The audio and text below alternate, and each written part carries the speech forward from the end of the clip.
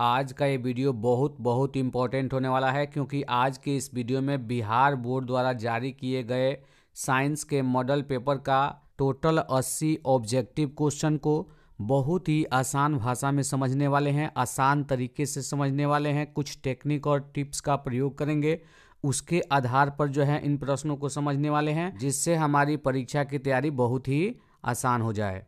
Bihar board द्वारा जारी किया गया ये मॉडल पेपर इसलिए भी हमारे लिए महत्वपूर्ण है क्योंकि हमें इससे यह पता चलता है कि किस तरह के प्रश्न जो है बोर्ड की परीक्षा में आने वाले हैं। उसी का एक प्रारूप दिया हुआ है जिसे हम देख लेंगे। इसमें जो निर्देश रहेगा सेम वही निर्देश जो है बोर्ड की परीक्षा में रहेगा, तो वहाँ समय की बचत होगी और समय परीक्षा के लिए बहुत ही महत्वपूर्ण होता है। आप एक बार परीक्षा देंगे पता चल जाएगा कितना महत्वपूर्ण है, और ये टोटल 80 क्वेश्चन हम कर लेंगे तो हमें आइडिया लग जाएगा कि किस किस तरह का क्वेश्चन जो है परीक्षा में आने वाला है। पहले से तैयारी तो है ही, हमें बस देख लेना है कि किस किस तरह से जो है बोर्ड ने ये पेपर का क्वेश्चन जारी किया है। लगभग उसी तरह के क्वेश्चन जो है बोर्ड की परीक्षा में रहते हैं। तो मान के चलिए कि ये बोर्ड का ही पेपर है, इसमें क्वेश्चन अलग है, उसमें क्वेश्चन अलग रहेगा, इसके कुछ क्वेश्चन भी रह सकते हैं, ये जरूर ध्यान रखिएगा।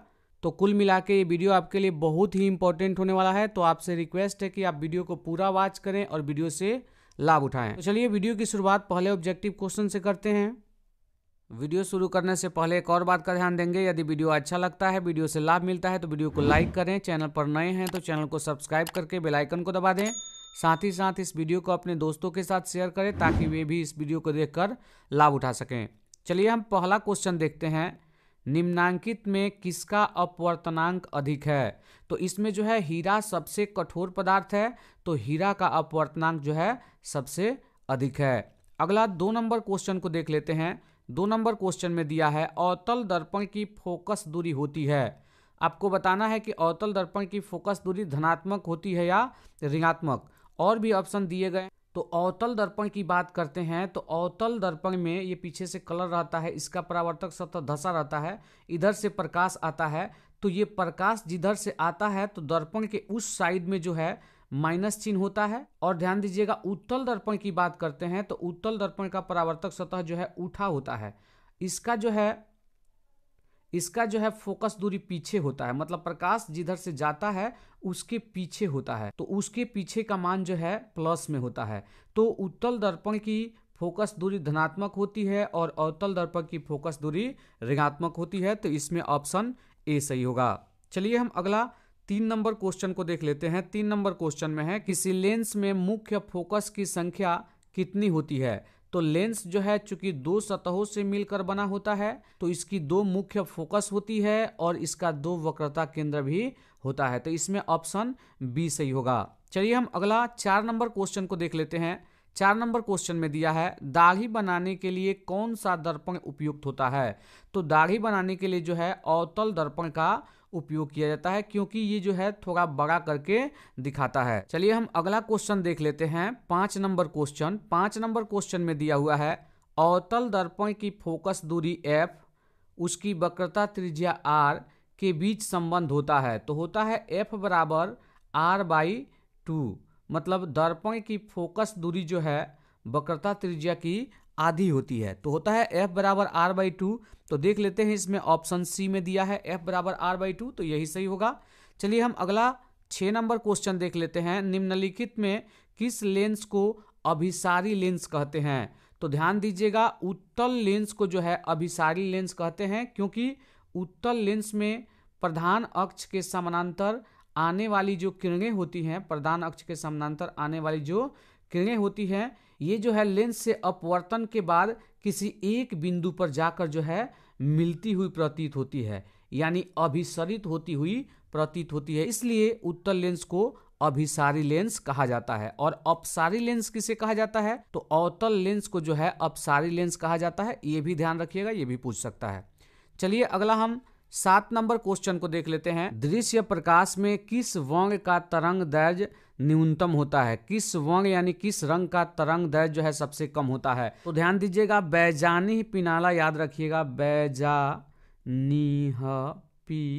पिनाला, यहाँ पर आपको पता चल जाएगा बैजानी पिनाला। तो बै से जो होता है बैगनी होता है, अल्लाह से लाल, तो लाल का तरंग दैर्घ्य सबसे अधिक, बैगनी का तरंग दैर्घ्य सबसे कम होता है। तो न्यूनतम पूछा है यानी सबसे कम, तो इसमें जो है बैगनी का तरंग सबसे कम होगा। तो बैजानी ही पिनाला याद रखिएगा, इससे सातों रंग याद रहेंगे और किसके तरंग दैर्घ्य कम है और किसके अधिक हैं इससे पता चल जाएगा। ये हम अगला क्वेश्चन देख लेते हैं। 8 नंबर क्वेश्चन। 8 नंबर क्वेश्चन में दिया हुआ है तारों का टिमटिमाना प्रकाश के किस घटना को दर्शाता है। तो ध्यान दीजिएगा, प्रकाश के अपवर्तन के कारण, वायुमंडलीय अपवर्तन के कारण जो है तारे टिमटिमाते नजर आते हैं, यानी इसका ऑप्शन डी सही है। चलिए हम अगला क्वेश्चन देख लेते हैं। 9 number question.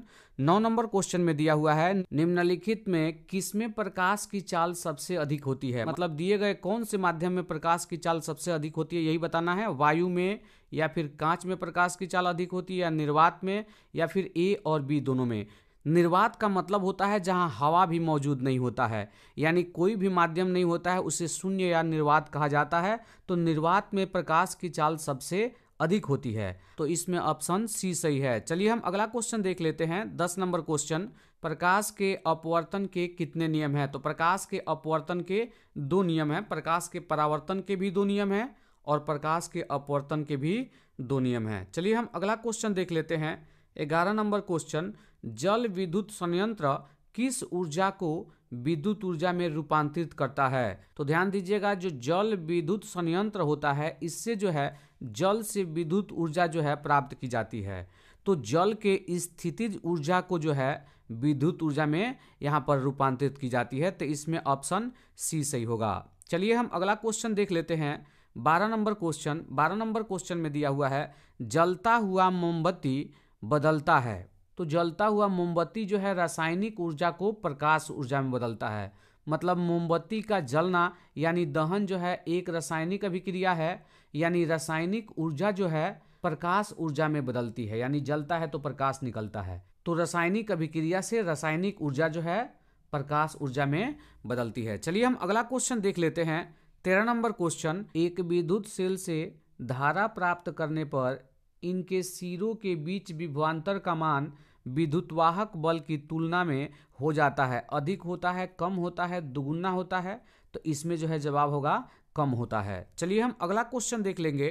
14 number question. 14 number question में है प्रतिरोध का मान बढ़ाने के लिए प्रतिरोधकों को जोड़ा जाना चाहिए। मतलब प्रतिरोध का मान बढ़ाने के लिए जो प्रतिरोध होते हैं उसे किस क्रम में जोड़ा जाना चाहिए।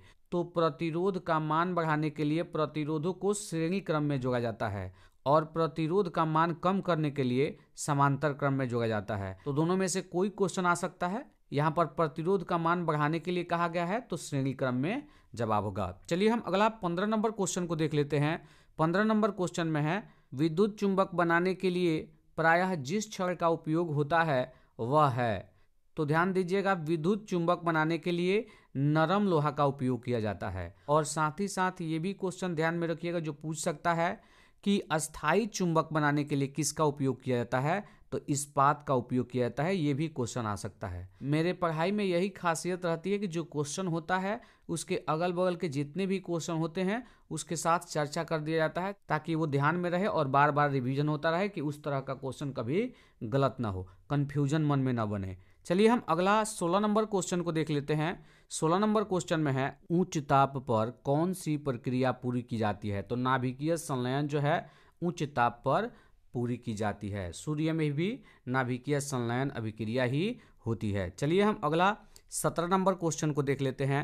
17 नंबर क्वेश्चन में दिया हुआ है सौर ऊर्जा को सीधे विद्युत में बदलने वाली युक्ति है। तो ध्यान दीजिएगा, सौर सेल जो होता है वो सौर ऊर्जा को सीधे विद्युत ऊर्जा में बदलती है। चलिए हम अगला क्वेश्चन देख लेते हैं। 18 नंबर क्वेश्चन। 18 नंबर क्वेश्चन में दिया हुआ है पवन विद्युत जनित्र में पवन की चाल कम से कम कितनी होनी चाहिए। तो विद्युत जनित्र संचालित होने के लिए पवन का वेग कम से कम 15 किलोमीटर होना चाहिए, जो कि इसमें नहीं है, तो डी सही होगा, इनमें से कोई नहीं। चलिए हम अगला क्वेश्चन देख लेते हैं। 19 नंबर क्वेश्चन। सेल का विद्युतवाहक बल है। तो ध्यान दीजिएगा, सेल द्वारा इकाई आवेश पर किया गया कार्य जो होता है ये सेल का विद्युतवाहक बल होता है। चलिए हम अगला क्वेश्चन देख लेते हैं। 20 नंबर क्वेश्चन। 20 नंबर क्वेश्चन में दिया हुआ है घरेलू परिपथ में मुख्य रूप से किसकी आपूर्ति होती है। तो घरेलू परिपथ में जो है मुख्य रूप से एसी की आपूर्ति होती है, जिसे हम प्रत्यावर्ती धारा कहते हैं। चलिए अगला क्वेश्चन देख लेते हैं, 21 नंबर क्वेश्चन। वंग विक्षेपण असंभव है, तो फाइबर में जो है वंग विक्षेपण असंभव है। कांच, निर्वात और जल की बात करें, इन सब में वंग विक्षेपण हो सकता है, लेकिन फाइबर में जो है वंग विक्षेपण असंभव है।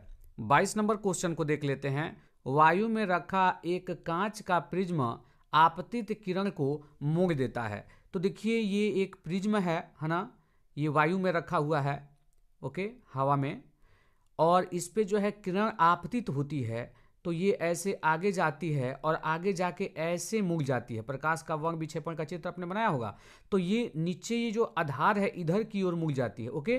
तो इसमें जवाब होगा आधार की ओर। चलिए हम अगला 23 नंबर क्वेश्चन को देख लेते हैं। 23 नंबर क्वेश्चन में दिया हुआ है 2Zn प्लस O2 तीर चिन्ह 2ZnO किस प्रकार की अभिक्रिया है। तो ध्यान दीजिएगा, दो पदार्थ मिलके एक पदार्थ बन रहा है, तो ये संयोजन अभिक्रिया है, लेकिन संयोजन अभिक्रिया इसमें दिया नहीं है, तो दूसरा क्या हो सकता है। तो ध्यान दीजिएगा, ऑक्सीजन जो है Zn के साथ जुड़ रहा है, और जब ऑक्सीजन का युग होता है तो वो ऑक्सीकरण अभिक्रिया होता है, जिसे हम उपचयन भी कहते हैं और इंग्लिश में ऑक्सीडेशन कहा जाता है। तो इसमें ऑप्शन डी सही होगा। चलिए हम अगला क्वेश्चन देख लेते हैं, 24 नंबर क्वेश्चन। 24 नंबर क्वेश्चन में दिया हुआ है खाने वाला सोडा का रासायनिक सूत्र क्या है। तो ध्यान दीजिएगा, खाने वाला सोडा का जो रासायनिक सूत्र होता है NaHCO3 होता है, सोडियम बाई कार्बोनेट। चलिए हम अगला क्वेश्चन 25 नंबर क्वेश्चन को देखेंगे। 25 नंबर क्वेश्चन में दिया हुआ है कमरे के ताप पर द्रव अवस्था में रहने वाली धातु कौन है। तो कमरे के ताप पर जो है द्रव अवस्था में रहने वाली धातु पारा है। अगला क्वेश्चन देख लेते हैं, यही एक धातु होता है जो द्रव अवस्था में पाया जाता है। 26 नंबर क्वेश्चन को देख लेते हैं, आवर्त सारणी के शून्य समूह का तत्व है। तो इसमें जो है हीलियम आवर्त सारणी के शून्य समूह का तत्व है। अगला हम 27 नंबर क्वेश्चन को देख लेते हैं। 27 नंबर क्वेश्चन में दिया हुआ है सोडियम कार्बोनेट के जलीय विलयन में मेथिल ऑरेंज का विलयन मिलाने पर विलयन का रंग परिवर्तित होकर निम्नलिखित में कैसा हो जाता है। तो ये जो है पीले रंग का हो जाता है। चलिए हम अगला क्वेश्चन देख लेते हैं, 28 नंबर क्वेश्चन। ग्लोबल वार्मिंग के लिए उत्तरदायी गैस निम्नलिखित में से कौन है। तो विश्व तापन की समस्या, जिसे हम ग्लोबल वार्मिंग कहते हैं, ये जो है इसके लिए उत्तरदायी गैस है CO2। कार्बन डाइऑक्साइड की मात्रा बढ़ने से जो है ग्लोबल वार्मिंग की समस्या बढ़ रही है, विश्व तापन की समस्या बढ़ रही है। चलिए हम अगला क्वेश्चन देख लेते हैं, 29 नंबर क्वेश्चन। 29 नंबर क्वेश्चन में है गंधक का परमाणु संख्या क्या है। तो गंधक यानी सल्फर, सल्फर का परमाणु संख्या 16 होता है। चलिए हम अगला क्वेश्चन देखेंगे, 30 नंबर क्वेश्चन। 30 नंबर क्वेश्चन में दिया हुआ है अम्ल का जलीय विलयन विद्युत का संचालन करता है, मतलब विद्युत का सुचालक होता है, क्योंकि अम्ल जल में घुलकर क्या देता है, हाइड्रोजन आयन देता है, यानी आयनित होता है। तो इसका ऑप्शन बी सही होगा। चलिए हम अगला 31 नंबर क्वेश्चन को देख लेते हैं, अधिकतर धातुओं के ऑक्साइड होते हैं। तो धातुओं के ऑक्साइड जो होते हैं क्षारीय होते हैं, और साथ ही साथ ध्यान रखिएगा अधातुओं के ऑक्साइड जो है अम्लीय होते हैं। अगला 32 नंबर क्वेश्चन को देख लेते हैं। 32 नंबर क्वेश्चन में दिया हुआ है सोने में निम्नलिखित में कौन सी धातु मिलाकर मिश्र धातु तैयार की जाती है। देखिए 24 कैरेट का जो सोना होता है इससे गहना नहीं बनता है, एक बहुत ही मुलायम होता है। तो इसमें जो है कॉपर धातु मिलाकर मिश्र धातु तैयार किया जाता है और उससे जो है गहना बनाया जाता है। चलिए हम अगला 33 नंबर क्वेश्चन को देख लेते हैं। 33 नंबर क्वेश्चन में दिया हुआ है NaCl प्लस AgNO3 तीर चिन्ह AgCl प्लस NaNO3 निम्नलिखित में किस प्रकार की अभिक्रिया है। तो ध्यान दीजिएगा ये एक द्विविस्थापन अभिक्रिया है, क्योंकि ध्यान दीजिएगा Na का विस्थापन हो रहा है और यहाँ Ag का भी विस्थापन हो रहा है, तो दो मूलकों का विस्थापन हो रहा है, तो ये एक द्विविस्थापन अभिक्रिया है। 34 नंबर क्वेश्चन को देख लेते हैं, सिलिकॉन है, तो सिलिकॉन एक जो है उप धातु है। अगला क्वेश्चन देख लेते हैं 35 नंबर क्वेश्चन, वे तत्व जिनके बाहरी सेल पूर्ण भरे होते हैं कहलाते हैं। जिन तत्वों के बाहरी सेल पूर्णतः भरे होते हैं वो उत्कृष्ट गैस कहलाते हैं, इन्हें निष्क्रिय गैस भी कहते हैं। चलिए हम अगला क्वेश्चन देख लेते हैं 36 नंबर क्वेश्चन। 36 नंबर क्वेश्चन में दिया हुआ है खड़िया का रासायनिक सूत्र होता है, जिसे हम चाक कहते हैं, यहाँ इंग्लिश भी लिखा है CaCO3। चलिए हम अगला क्वेश्चन देख लेते हैं। 37 नंबर क्वेश्चन, निम्नांकित में कौन सबसे अधिक अम्लीय ऑक्साइड है? तो ध्यान दीजिएगा, इसमें जो है SO2 जो है अधिक अम्लीय ऑक्साइड है। चलिए हम अगला क्वेश्चन देख लेते हैं। 38 नंबर क्वेश्चन, 38 नंबर क्वेश्चन में दिया है निम्नलिखित में कौन एल्काइन है? तो एल्काइन का सामान्य सूत्र होता है CnH2n-2। तो n के जगह पर अगर 2 रखते हैं, जैसे ये 2 रखा गया तो C2 हो जाएगा IEH, और 2 रखेंगे 2 दूना 4 घटाओ 2, तो ये हो जाएगा C2H2।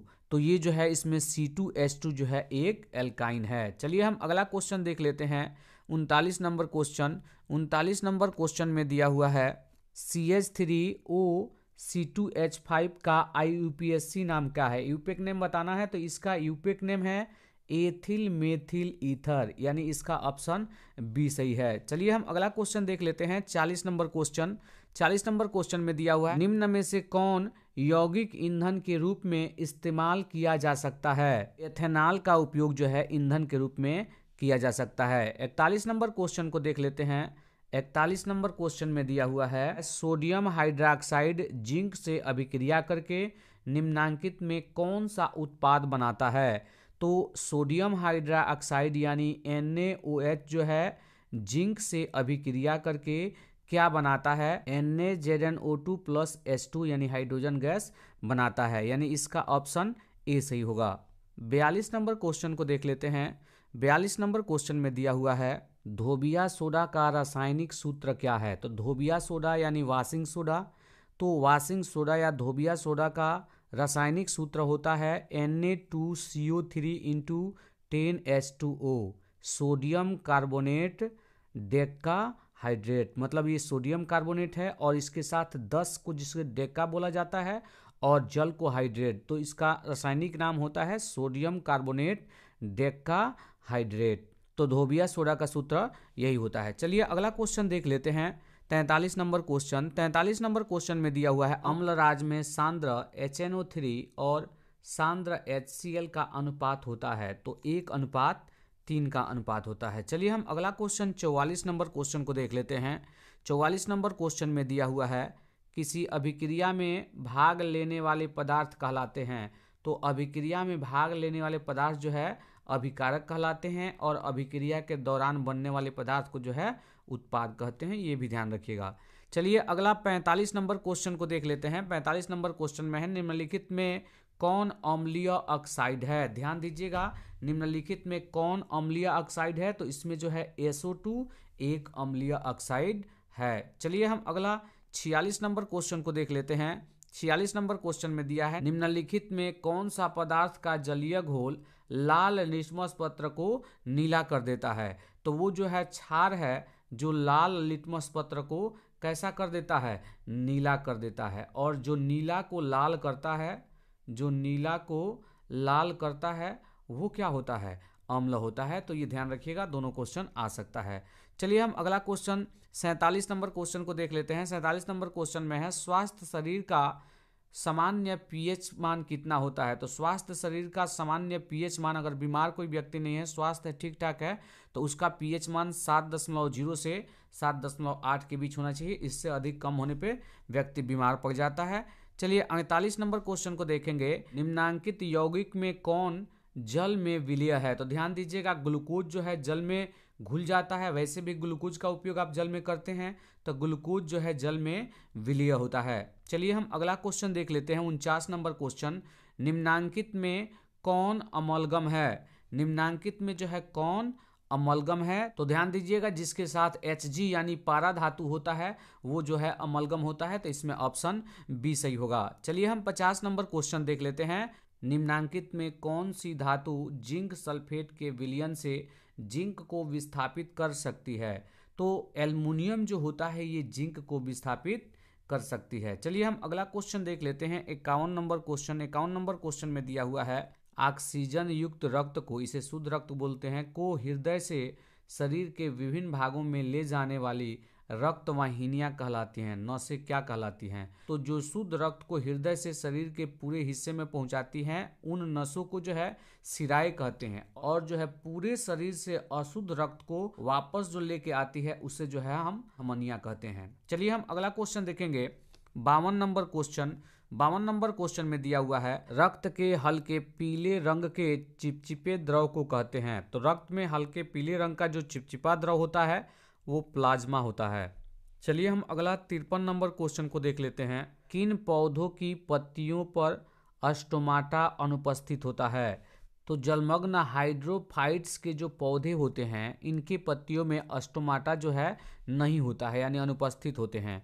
54 नंबर क्वेश्चन को देख लेते हैं। 54 नंबर क्वेश्चन में दिया हुआ है, किण्वन क्रिया पाई जाती है। किण्वन क्रिया पाई जाती है, तो किण्वन की प्रक्रिया जो है यीस्ट में पाई जाती है। अगला क्वेश्चन देख लेते हैं। 55 नंबर क्वेश्चन में दिया हुआ है, पूर्ण विकसित अंडाशय कहलाता है। तो पूर्ण विकसित अंडाशय जो है फल कहलाता है। चलिए हम अगला क्वेश्चन देख लेते हैं। 56 नंबर क्वेश्चन में दिया हुआ है, ग्लूकोज का रासायनिक सूत्र है।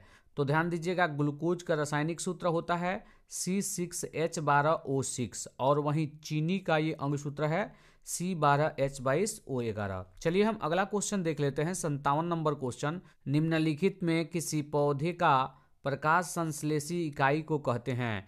तो किसी पौधे का प्रकाश संश्लेषी इकाई जो होता है वो क्लोरोफिल होता है, जिसके कारण जो है प्रकाश संश्लेषण की प्रक्रिया संभव हो पाती है। चलिए हम अगला 58 नंबर क्वेश्चन को देख लेते हैं। 58 नंबर क्वेश्चन में दिया हुआ है, अंडोत्सर्ग का कारण है। तो अंडोत्सर्ग का कारण जो है LH हार्मोन है। चलिए हम अगला 59 नंबर क्वेश्चन को देख लेते हैं। 59 नंबर क्वेश्चन में दिया हुआ है, निम्नलिखित जीवों में किसमें अलैंगिक जनन द्विखंडन द्वारा नहीं होता है? तो अमीबा में द्विखंडन द्वारा होता है, पैरामीशियम में भी द्विखंडन द्वारा होता है, ईस्ट में जो है द्विखंडन नहीं होता है। चलिए हम अगला क्वेश्चन देख लेते हैं। 60 नंबर क्वेश्चन में दिया हुआ है, प्रकृति में ऑक्सीजन का संतुलन कैसे बना रहता है? तो प्रकृति में ऑक्सीजन का संतुलन जो है प्रकाश संश्लेषण के द्वारा बना रहता है। चलिए अगला क्वेश्चन देख लेते हैं। 61 नंबर क्वेश्चन में दिया है, भोजन के पाचन में निम्नलिखित में किस रस की भूमिका होती है? तो भोजन के पाचन में जो है पीत रस, अग्नाशयी रस, आंत रस सबकी भूमिका होती है। तो इनमें से सभी जवाब होगा। चलिए हम 62 नंबर क्वेश्चन को देख लेते हैं। 62 नंबर क्वेश्चन में दिया हुआ है, ट्रिप्सिन नामक एंजाइम पाया जाता है। तो ट्रिप्सिन नामक एंजाइम जो है अग्नाशयी रस में पाया जाता है। अगला हम 63 नंबर क्वेश्चन को देख लेते हैं। 63 नंबर क्वेश्चन में है, आहार नाल का सबसे लंबा भाग है। तो आहार नाल का सबसे लंबा भाग छोटी आंत होता है। चलिए हम 64 नंबर क्वेश्चन को देख लेते हैं। 64 नंबर क्वेश्चन में दिया हुआ है, मनुष्य में पाचन क्रिया का आरंभ कहाँ से होता है? कई लोग ये क्वेश्चन गलती करते हैं। मनुष्य में पाचन क्रिया का शुरुआत जो है मुख गुहा से होता है। मुख में जो है कार्बोहाइड्रेट का पाचन होता है, ये भी ध्यान रखिएगा। चलिए हम अगला क्वेश्चन देख लेते हैं। 65 नंबर क्वेश्चन में दिया हुआ है, निम्नलिखित में कौन वसा के पाचन में सहायक होता है?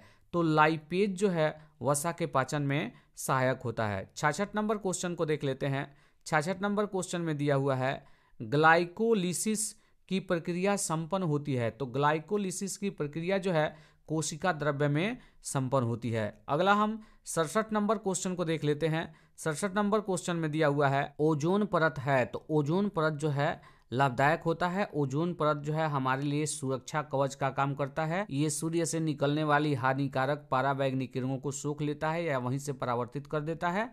तो ये हमारे लिए जो है लाभदायक है। 68 नंबर क्वेश्चन को देख लेते हैं, निम्नलिखित में कौन फूल में नर जनन अंग है? तो फूल में नर जनन अंग को हम पुंकेसर कहते हैं। तो इसमें ऑप्शन ए सही होगा। चलिए 69 नंबर क्वेश्चन को देख लेते हैं। 69 नंबर क्वेश्चन में दिया हुआ है, पौधों में श्वसन क्रिया के अंतर्गत एटीपी के टूटने से कितनी ऊर्जा मुक्त होती है? तो ध्यान दीजिएगा, एटीपी के टूटने से जो है 3.5 किलो जूल प्रति मोल मुक्त होती है। चलिए हम अगला क्वेश्चन देख लेते हैं। 70 नंबर क्वेश्चन में दिया है, इथाइल एल्कोहल किस प्रकार के श्वसन से बनता है? तो इथाइल एल्कोहल जो है अवायवीय श्वसन से बनता है। चलिए 71 नंबर क्वेश्चन को देख लेते हैं, रक्त में उपस्थित कौन सी कणिकाएं श्वसन गैस के लिए परिवहन में भाग लेती है? तो ध्यान दीजिएगा, लाल रक्त कण जो है ये ऑक्सीजन और कार्बन डाइऑक्साइड का वहन करता है। लाल रक्त कण में हीमोग्लोबिन पाया जाता है और वही हीमोग्लोबिन जो है ऑक्सीजन और कार्बन डाइऑक्साइड का वहन करता है, यानी जो है श्वसन के लिए गैसों का परिवहन करता है। चलिए हम अगला 72 नंबर क्वेश्चन को देखेंगे। 72 नंबर क्वेश्चन में दिया है पादप अपशिष्ट जमा होते हैं। तो पादप अपशिष्ट जो है पत्तियों में भी, छालों में भी, कीय रिक्तिकाओं में भी, यानी इनमें से सभी में जो है जमा होते हैं। अगला हम 73 नंबर क्वेश्चन को देख लेते हैं। 73 नंबर क्वेश्चन में मनुष्य की आहार नाल का कौन सा भाग किसी एंजाइम को स्रावित नहीं करता है? तो मुख में जो है एंजाइम का स्राव होता है, लार एमाइलेज या फिर टाइलिन इसको बोलते हैं। आमाशय में भी स्राव होता है। ग्रास नली में जो है किसी भी एंजाइम का स्राव नहीं होता है, तो यही जवाब होगा। चलिए हम अगला क्वेश्चन देख लेते हैं। 74 नंबर क्वेश्चन, मूत्र की सांद्रता किसकी उपस्थिति पर निर्भर करती है? तो ये एडीएच हार्मोन की उपस्थिति पर निर्भर करती है। चलिए हम अगला क्वेश्चन 75 नंबर क्वेश्चन को देख लेते हैं। कौन सा हार्मोन पौधों की वृद्धि से संबंधित नहीं है? तो ऑक्जिन हार्मोन से जो है पौधों की वृद्धि होती है, जिब्रेलिन से भी पौधों की वृद्धि होती है और साइटोकाइनिन से भी पौधों की वृद्धि होती है। तो इसमें जो है एब्सिसिक अम्ल जो है इससे जो है वृद्धि पौधों में नहीं होती है। ये एंजाइम भी नहीं है, ये पौधा का एंजाइम ही नहीं है, तो यही जवाब होगा ऑप्शन डी। चलिए हम अगला क्वेश्चन देख लेते हैं। 76 नंबर क्वेश्चन, मानव हृदय किस तंत्र का एक भाग है? तो मानव हृदय जो है ये क्या करता है? ब्लड को पंप करता है और रक्त को पूरे शरीर में पहुंचाता है, यानी परिवहन का कार्य करता है, तो ये परिवहन तंत्र का एक भाग है। चलिए हम अगला 77 नंबर क्वेश्चन को देख लेते हैं। जीव विज्ञान की वह शाखा जो गुणों के वंशानुक्रम के अध्ययन से संबंधित है उसे जो है अनुवांशिकी कहते हैं। चलिए हम अगला क्वेश्चन देख लेते हैं। 78 नंबर क्वेश्चन, श्वसन क्रिया में निम्नांकित में किस गैस को ग्रहण किया जाता है? तो श्वसन क्रिया में जो है O2 को ग्रहण किया जाता है। चलिए हम अगला 79 नंबर क्वेश्चन को देख लेते हैं। ग्लूकोज में कार्बन के कितने परमाणु होते हैं? तो ग्लूकोज का अणु सूत्र होता है C6H12O6। तो इसमें जिसका परमाणु पूछे बता दीजिए। कार्बन का 6 परमाणु, हाइड्रोजन का 12 और ऑक्सीजन का 6। तो इसमें जो है कार्बन का पूछा था, तो ये 6 परमाणु, ऑप्शन बी सही होगा। अगला हम 80 नंबर क्वेश्चन को देख लेते हैं। 80 नंबर क्वेश्चन में दिया हुआ है मस्तिष्क में अनैच्छिक क्रियाओं का नियंत्रण केंद्र अवस्थित होता है। तो ये जो है मेडुला में अवस्थित होता है। तो ये विज्ञान का टोटल 80 क्वेश्चन हुआ। आशा करता हूँ कि इस वीडियो से आपको लाभ मिला होगा। इसी के साथ आज का ये वीडियो यहीं पे समाप्त होता है। यदि वीडियो अच्छा लगा हो, वीडियो से लाभ मिला हो, तो वीडियो को लाइक करें। चैनल पर नए हैं तो चैनल को सब्सक्राइब करके बेल आइकन को दबा दें। साथ ही साथ इस वीडियो को अपने दोस्तों के साथ शेयर करें ताकि वे भी इस वीडियो को देखकर लाभ उठा सकें। तो चलिए फिर से मिलते हैं किसी एक नए वीडियो में। तब तक के लिए जय हिंद, वंदे मातरम।